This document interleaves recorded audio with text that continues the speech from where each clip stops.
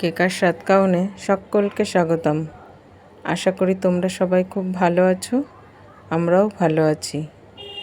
আজ বানাবো বাসন্তী পোলাও আর তার সঙ্গে থাকছে কষা চিকেন। তাহলে আসো দেখে নিই কীভাবে করছি বাসন্তী পোলাও আর চিকেন কষা। সঙ্গে থাকো। বাসন্তী পোলাও করার জন্য এখানে নিয়ে নিয়েছি সুগন্ধি গোবিন্দভোগ চাল, আর এর মধ্যে দিয়ে দিলাম দারচিনি, লবঙ্গ, এলাচ, তেজপাতা, আর দিলাম স্বাদ অনুযায়ী নুন, হলুদ আর দেশি ঘি। চালটাকে আমি খুব সুন্দর করে ধুয়ে পরিষ্কার করে জল ঝরিয়ে শুকিয়ে নিয়েছিলাম। আর এখন এর মধ্যে দিয়ে দিলাম আদা কুচি, দিয়ে এখন এগুলোকে সব একসঙ্গে খুব ভালো করে মিশিয়ে নিতে হবে। খুব ভালো করে আমি মাখিয়ে নিয়েছি। দেখো, এখন একে রেস্টে রেখে দেব আধা ঘন্টার জন্য। বাসন্তী পোলাও করার জন্য কড়াইতে নিয়ে নিয়েছি ঘি। ঘিটা একটু কম মনে হওয়াতে আর 1 চামচ ঘি দিয়ে দিয়েছি। এখন তার মধ্যে দিয়ে দিলাম কাজুটাকে এখন খুব সুন্দর করে নেড়ে চেড়ে লালচে রং ধরিয়ে ভেজে নিতে হবে।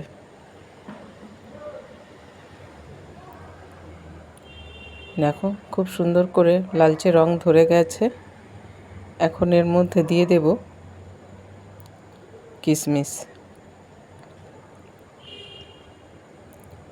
কিশমিশ দিয়েও এর সঙ্গে খুব সুন্দর করে একটু ভেজে নিতে হবে। খুবই লো আঁচে কিশমিশটাকে ভাজতে হবে। কিশমিশটা যখনই দেখবে বেশ ফুলে গেছে সুন্দরভাবে, তো তাহলে বুঝবে কিশমিশটা ভাজা হয়ে গেছে। কিশমিশ আমার খুব সুন্দর করে ভাজা হয়ে গেছে। এখন যে চালটাকে আমি ম্যারিনেট করে রেখেছিলাম আধা ঘন্টার জন্য, সেই চালটা, গোবিন্দভোগ চালটা দিয়ে দিয়েছি।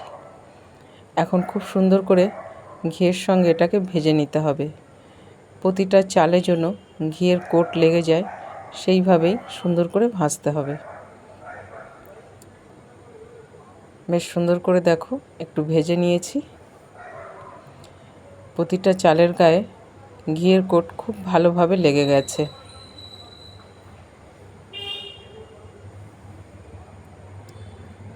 এটা খুব সুন্দর করে ভাজা হয়ে গেছে। বাসন্তী পোলাও করতে গেলে না, এদিকটাতেও খুব ভালো করে লক্ষ্য রাখতে হবে যাতে ঘি দিয়ে চালটাকে খুব সুন্দর করে ভাজা হয়ে যায়। প্রতিটা ঘির জন্য চালের গায়ে খুব ভালো করে কোট করে যায়। আর এখন দিয়ে দিচ্ছি গরম জল। যতটা চাল ঠিক তার ডাবল জল দিতে হবে। যে কাটুরিতে তুমি চালটাকে মাপবে ঠিক তার ডাবল জল দেবে। 1 কাটুরি চাল হলে 2 কাটুরি জল। খুব সুন্দর করে জাল করে নিতে হবে। স্বাদ অনুযায়ী দিয়ে দিয়েছি নুন। আর সবসময় এখানে গরম জলই ব্যবহার করবে, তাহলে খুব ভালো হয়। দেখো, খুব সুন্দরভাবে জাল হয়ে এসছে।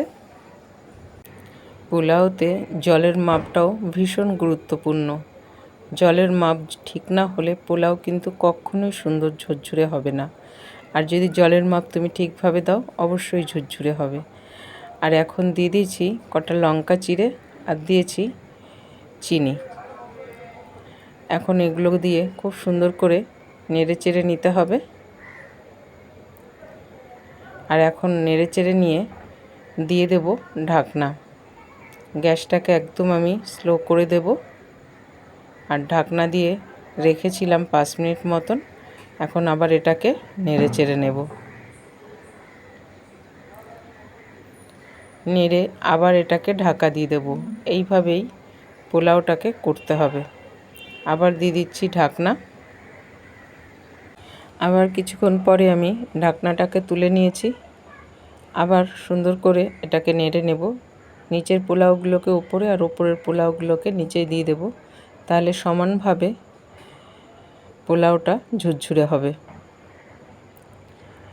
এইভাবেই 2-3 বার করে নিলেই পোলাও না খুব সুন্দর ঝুরঝুরে হয়। গ্যাস কিন্তু আমি বন্ধ করে দিয়েছি। আর পোলাওতে এতটুকুও জল নেই এখন ব্যাস 2-3 বার এরকম করে ঢেকে নেড়েচেড়ে নিলেই পোলাওটা খুব সুন্দর ঝুরঝুরে হয়ে যাবে। তার জন্য আবার দিয়ে দিলাম ঢাকা। আবার 5 মিনিট পরে আমি ঢাকনাটাকে তুলে নিয়েছি।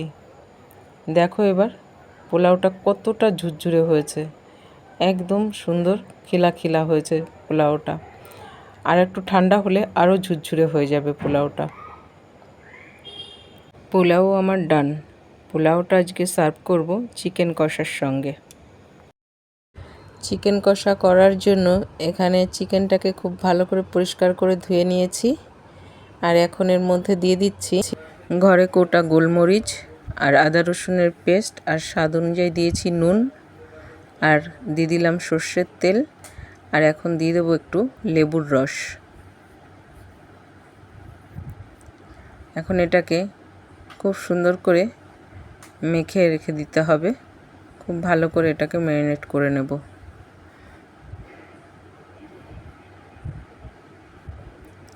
খুব সুন্দর করে এটাকে সব মশলা দিয়ে ম্যারিনেশন করে নিয়েছি। এখন এটাকে রেখে দেবো আধা ঘন্টার জন্য। চিকেন কষা করার জন্য কড়াইতে তেল গরম করে দিয়ে দিয়েছি সমস্ত আলু ভাজার জন্য এক এক করে। এখন আলুগুলোকে খুব সুন্দর করে লালচে রং ধরিয়ে ভেজে নিতে হবে। দেখো আলুর গায়ে খুব সুন্দর করে লালচে রং ধরে গেছে। আলু আমার ভাজা হয়ে গেছে। এখন এক এক করে সব আলুগুলোকে আমি নামিয়ে নেব।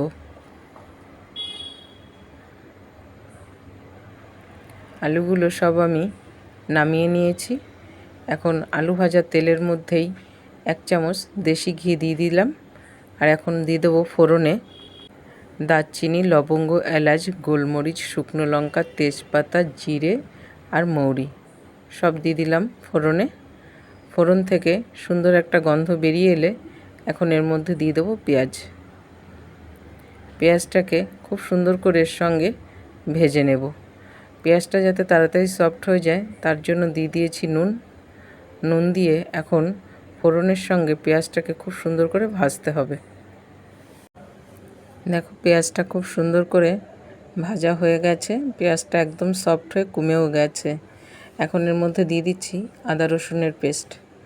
দিয়ে পেঁয়াজের সঙ্গে এটাকে খুব সুন্দর করে আরেকবার কষিয়ে নিতে হবে যতক্ষণ না আদা রসুনের কাঁচা গন্ধ না বেরিয়ে যাচ্ছে।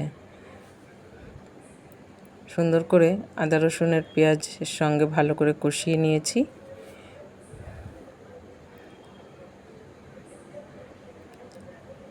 এখন এর মধ্যে দিয়ে দেব টমেটো আর লঙ্কা পেস্ট করে রেখেছিলাম সেটাকে। এখন এটাকেও খুব সুন্দর করে এর সঙ্গে কষিয়ে নিতে হবে। টমেটো আর লঙ্কার কাঁচা গন্ধটা যাতে একদম চলে যায়, খুব ভালো করে কষিয়ে নেব।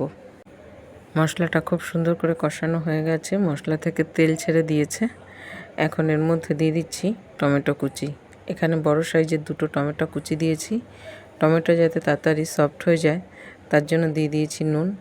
দিয়ে এখন খুব ভালো করে আবার এর সঙ্গে কষিয়ে নেব। আর এখন এর মধ্যে দিয়ে দেব কিছু গুঁড়ো মশলা, যেমন ধনে গুঁড়ো, জিরে গুঁড়ো, হলুদ গুঁড়ো দিয়ে খুব সুন্দর করে আবার মশলার সঙ্গে ভালো করে এটাকেও কষিয়ে নিতে হবে। খুব সুন্দর করে কষিয়ে নেব এটাকে। মশলাটা আমার বেশ সুন্দর করে কষানো হয়ে গেছে। এখন এর মধ্যে দিয়ে দিয়েছি ম্যারিনেট করা চিকেন। চিকেন দিয়েও মশলার সঙ্গে খুব ভালো করে কষিয়ে নিতে হবে।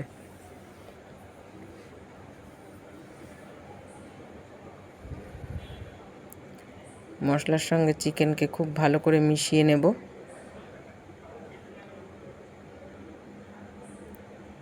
দেখো খুব সুন্দর করে মশলার সঙ্গে চিকেনকে আমি মিশিয়ে নিয়েছি। এখন এটাকে সবসময় নেড়ে চেড়ে ভালো করে কষিয়ে নিতে হবে। এখন দিয়ে দিচ্ছি ঢাকা, যাতে তাড়াতাড়ি সফট হয়ে যায় চিকেন। ঢাকনাটা আমি এখানে তুলে নিয়েছি, সেটা মিস হয়ে গেছে দেখানো। এখানে ঢাকনা তুলেছি, দেখো নিজস্ব জল ছেড়েছে চিকেন প্রচুর। আর দিয়ে দিয়েছি 4টে কাঁচা লঙ্কা চিড়ে। কাঁচা লঙ্কার একটা বেশ সুন্দর ফ্লেভার আসে আর খেতেও খুব ভালো লাগে। চিকেনটাকে একটু ভালো করে জল শুকিয়ে নেওয়া পর্যন্ত কষিয়ে নিতে হবে। চিকেনের কালারটা দেখো কষাতে কষাতে চেঞ্জও হয়ে এসছে, আর চিকেনটা খুব সুন্দর করে ভালো করে কষানোও হয়েছে। এখন এর মধ্যে দিয়ে দিয়েছি আলু। আলু দিয়েও চিকেনটার সঙ্গে একটু কষিয়ে নেব, কারণ এটা আমি কষা চিকেন করছি যেহেতু, তো সেই জন্য চিকেনের জলের পরিমাণ খুবই অল্প দেব। সেই জন্য আলুটাকে একটু চিকেনের সঙ্গে কষিয়ে নিলাম। চিকেনে গরম জল দিয়ে দিয়েছি। এখন জাস্ট একটু সুন্দর করে চিকেনটাকে গ্রেভির সঙ্গে জাল করে নিতে হবে। এখন নামানোর আগে দিয়ে দিলাম গরম মশলা। একদম শেষে গরম মশলা দিলে চিকেনে বেশ সুন্দর একটা ফ্লেভার আসে। আর আগেও গরম মশলা ব্যবহার করেছি, কিন্তু শেষে একটু দিলে খুব ভালো লাগে খেতে। এইভাবে চিকেন কষা করলে না খেতে কিন্তু দারুণ হয়। তোমরা এটা চাইলে যে কোনো কিছুর সঙ্গে সার্ভ করতে পারো, নান, পরোটা, পোলাও, নর্মাল রুটি, সব কিছুর সঙ্গেই যায়। এটা সাদা ভাতের সঙ্গেও খুব ভালো লাগে খেতে। আর একটু নেড়ে চেড়ে নিলাম, ঢাকা দিয়ে দিয়েছিলাম কিছুক্ষণের জন্য। চিকেনটা বেশ সুন্দর করে জাল হয়ে গেছে, খুব সুন্দর একটা কালার এসছে। চিকেন আমার ডান। পোলাওয়ের সঙ্গে সার্ভ করে নিয়েছি কষা চিকেন। চিকেন আর পোলাও দুটো সুন্দর কালার এসছে। যেমন হয়েছে দেখতে সুন্দর, তেমনি কিন্তু হয়েছে খেতেও দারুণ। অবশ্যই ট্রাই করো। পোলাও আর চিকেন কষাটা আমরা কিন্তু ঘরে খুবই ইজিভাবে করে নিতে পারি, তো অবশ্যই তোমরা কিন্তু ট্রাই করো ঘরে। আর খেতে হয়েছে খুবই সুন্দর, আর পোলাও হয়েছে একদম ঝুরঝুরে, চিকেনও হয়েছে একদম সফট। এই রেসিপি তোমাদের যদি ভালো লেগে থাকে তাহলে লাইক, শেয়ার, কমেন্টস করতে কিন্তু ভুলো না। তাহলে আজ এখানেই শেষ করছি। সবাই ভালো থাকবে, সুস্থ থাকবে। দেখা হবে পরের আরেকটি ব্লগে।